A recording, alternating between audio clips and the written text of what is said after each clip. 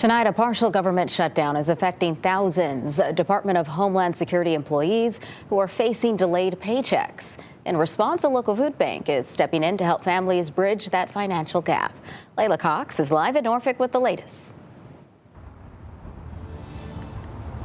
Well, for TSA workers, Coast Guard members, FEMA personnel, and other DHS employees, the shutdown that began nearly 3 weeks ago is no longer just a political showdown. It is becoming a financial crisis at home.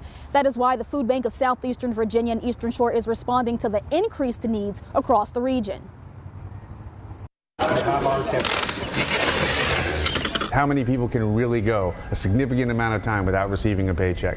It's very few of us that can do that. With few signs of progress on reopening DHS, the Food Bank of Southeastern Virginia and Eastern Shore say demands have already surged as some federal workers wait for paychecks.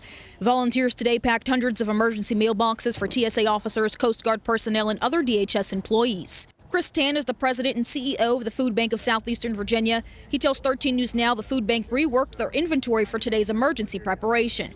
We're looking at what families would have in their regular grocery list. So we're hoping to provide pasta sauce, canned vegetables, things that are shelf stable so that we know that they can last as long as the family needs them. Tan says when federal paychecks stop, the impact shows up quickly in grocery budgets. The people that signed up to be a part of our military, to our Homeland Security, many years ago had no way of anticipating that this would be something that would be on their backs and their doorstep.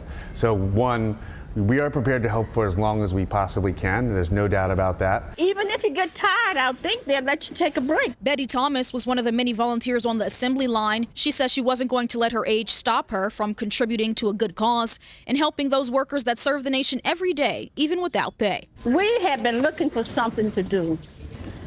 Even though we're up in age, I don't mind saying that I'm 89 years old, but I like to stay active. And my sorority called and said they needed people down here.